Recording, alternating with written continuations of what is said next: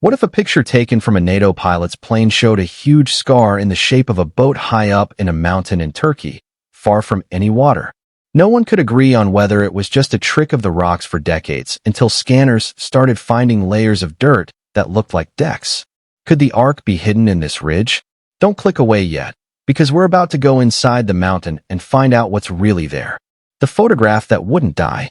Start with a map that doesn't have much on it. Eastern Turkey. High ground. Ridges that fold like waves that have been frozen in stone. The hills have been shaken, and the slopes have been peeled back for a few years now. In 1949, a Turkish army plane flew over this damaged country as part of a normal NATO mapping mission. From inside the plane, all you can see is rock, snow, and dark. After that, his camera picks up a shape that doesn't fit. Not a circle. There is no crack. A long, narrow shape that looks like the shape of a ship. The film dries. The picture comes to life. People start to think of the quiet mountain as the spot where a question showed up. It's a few miles south of Mount Ararat, which people who live near the Big Cone call Agri Dagi. The Bible talks about the mountains of Ararat, and this is right nearby. There isn't much air around, and the ground looks like it could hide anything. The rock formation is now called the Durupınar Formation.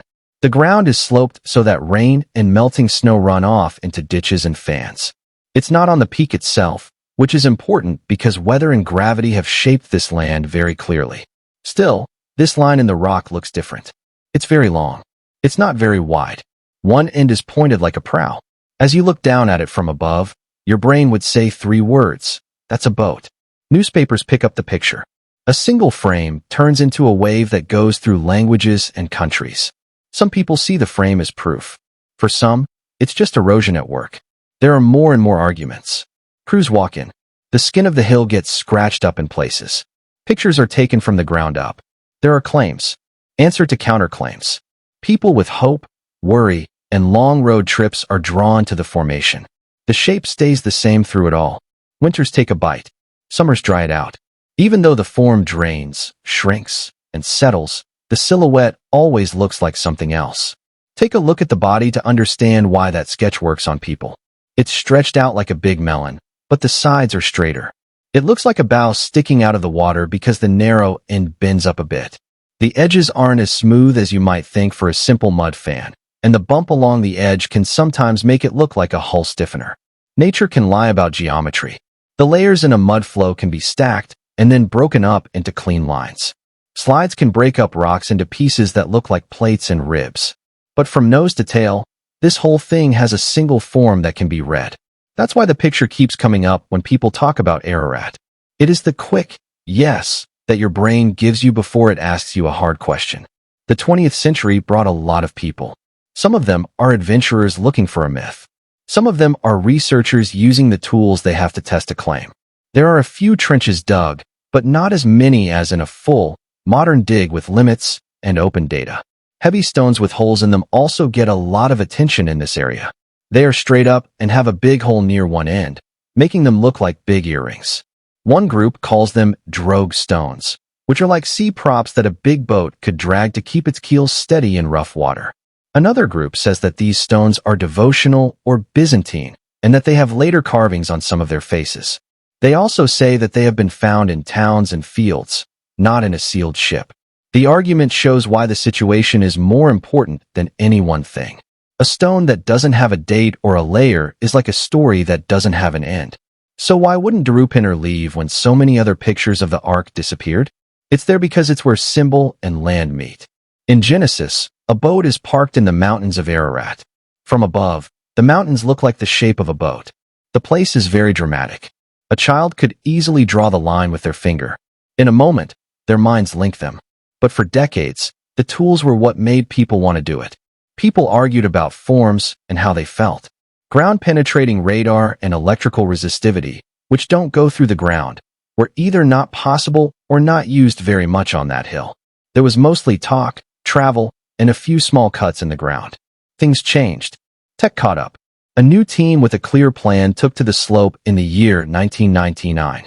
The Noah's Ark Scans Group, led by Andrew Jones, did not come to follow a story. They came to see if a pattern worked. The ground should behave differently below the hull shape if it hides a real structure. Not on top, where wind and rain can trick you, but below, where rocks and dirt are honest. Geophysics today lets us send signals into the ground and listen for the echoes. Radar can bounce and map changes that happen quickly. The resistance of a substance can show where it stops or conducts electricity. Soil labs can look at what's inside a form and compare it to what's far away and outside. Those tests might be able to find it if there are layers in the right spots, clean lines where walls and floors would meet, or chemistry that looks like wood and pitch that has been decaying for a long time.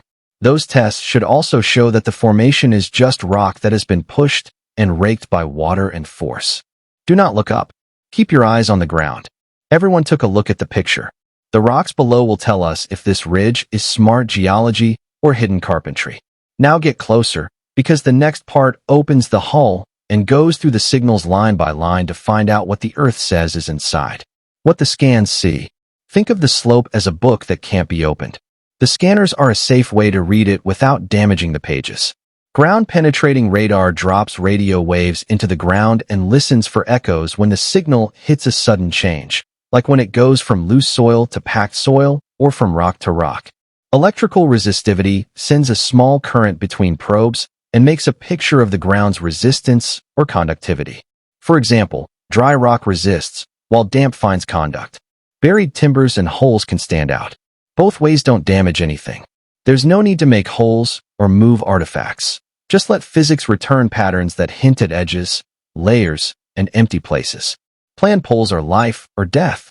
A grid of lines is used to make sure that the same spot is crossed more than once. So that shallow and deep signals don't blend together, depth windows are set in small steps. To improve the picture, areas of high interest are given less space between them. A neat sketch can be made by anyone, so raw sections are important.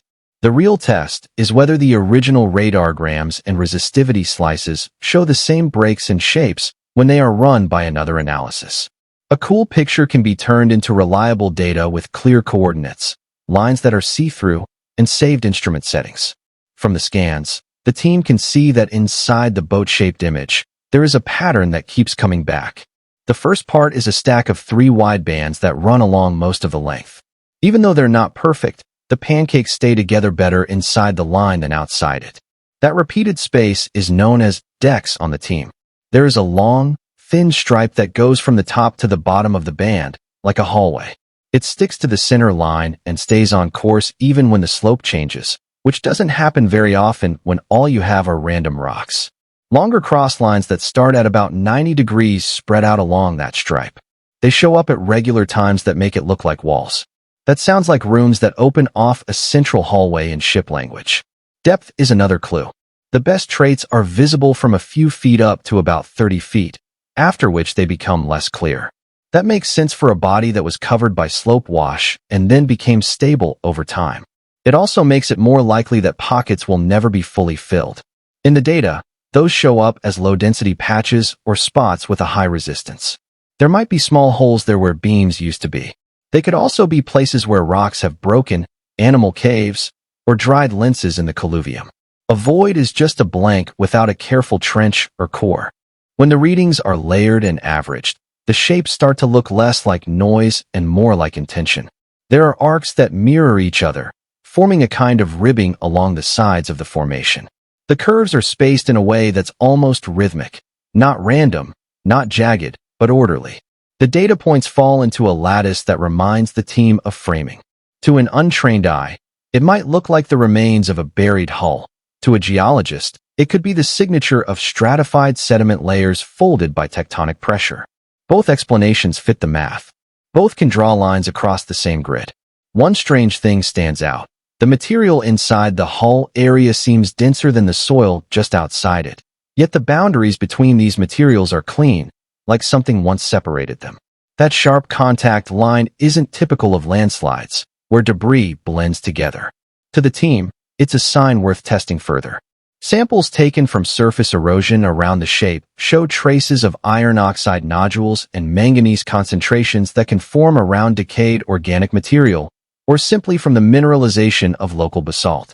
The data whispers possibilities, not conclusions. Then, in one cross-section, a pattern appears that makes the technicians fall silent. Beneath what they're calling the deck line, several strong reflections show up, stacked and evenly spaced.